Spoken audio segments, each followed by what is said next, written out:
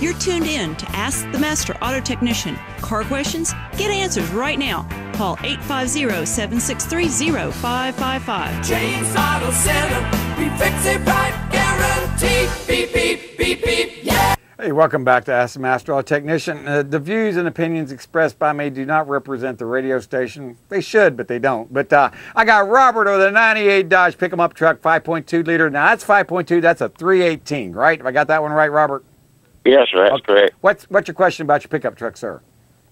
The air conditioner works good as long as I'm going down the road, but when I get to a hill or I give it the gas hard, it won't come through the vents. It's like it switches off. Oh, I was going to say, man, I thought you were the same guy that called me earlier about a 1500 2003. The air conditioner didn't work unless he was going down the highway. But yours is when you give it gas, it starts blowing out the defrost and on the floor, right?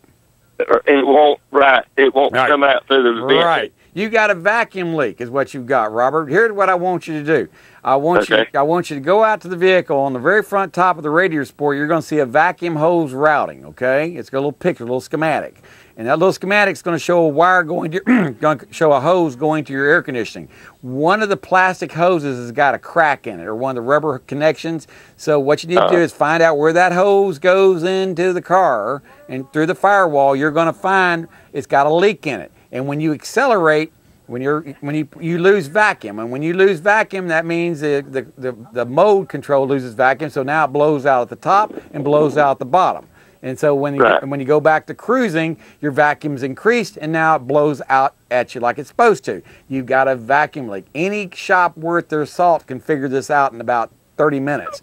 And that's all they got to do is look for the leak. If they can't, and if you don't want to do it yourself looking for it, the question you need to ask the shop is, do you have a smoke machine? If they say, what I need a smoke machine for, find you another shop.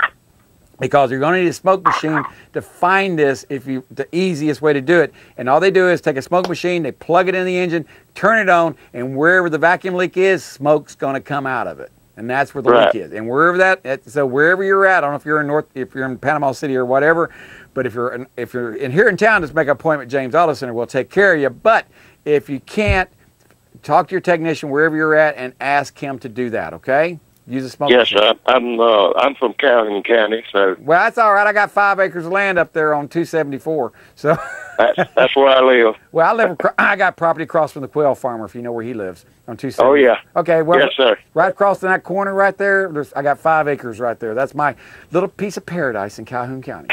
All right. Well, well, thank you. You're welcome. All right, I got to get Hansen Henenberg over here from Baytown Tires, and I'm going to get the bill on a 6-liter diesel. So hang on there, Bill. Hansen, what's going over there at Baytown Tires? Nothing. Selling tires, well, of good. course. Now, it's wet, it's rainy, it's ugly. Are y'all selling wiper blades as well? Oh, we sell lots of wiper. We've been selling tons and tons of wiper blades. Now, actually, the bad weather's been good for us. I mean, people slipping and sliding on tires and not seeing where they're going. Absolutely. Now, that goes hand in hand. Now, tell me about these stealth wiper blades. What do you think about the new design wiper blades out there?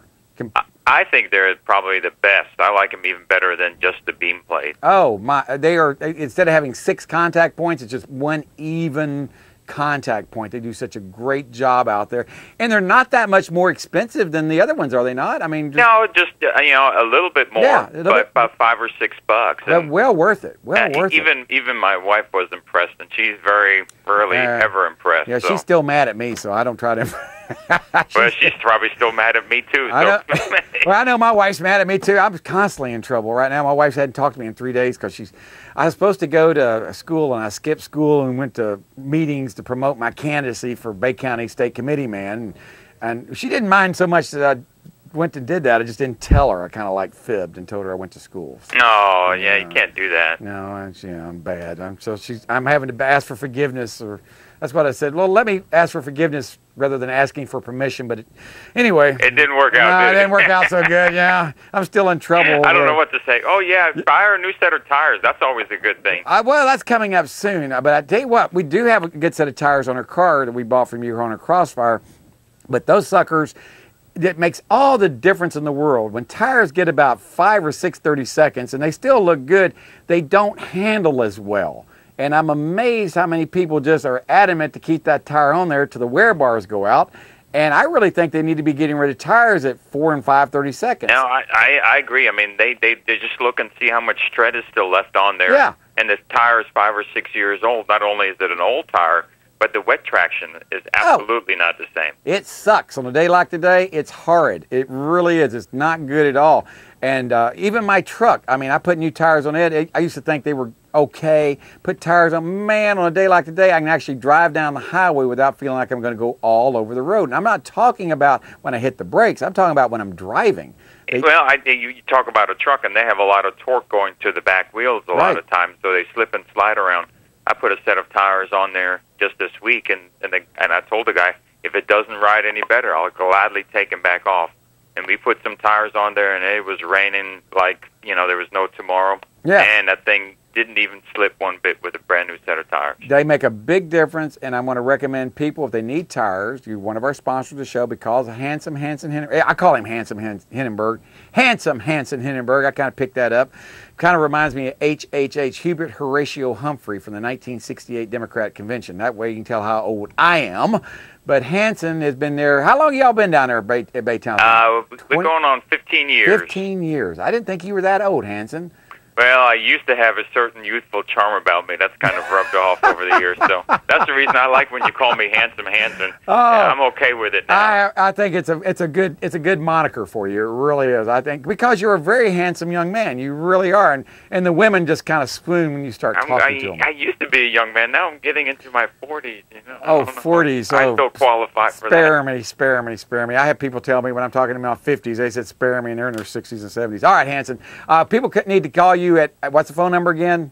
873-8900. 873-8900. Give him a call. And if you tell him you heard it on Ask the Master Auto Technician, I don't know what he'll do for you. Well, I'll give you a free lifetime balance on any set of tires you want to buy. Hey, that's a value of at least, life of tire, $500 probably over the life of the tires? Well, probably. I mean, usually we charge about $60 for it. Yeah, so but we'll stick with that. Yeah, but I was going to say, but if you do it every 6 months to a year, that could add up. Oh, absolutely. That could add up $600 easily if you get our tires out of balance. Oh, and you should be doing it every 6 months, 6,000 miles. So hopefully stick with that. And if the people would do that, their tires would last longer. They really, really would. And keep airing them, sure, too. Oh, Lord have mercy. That's when most people check the air pressure in their tires when they get them balanced. I know that it works. All right, let me get over here and get Bill with his 6-liter diesel, Hansen. Now, Bill, you got a question about your Power Stroke diesel, so it must be a 2004 or newer?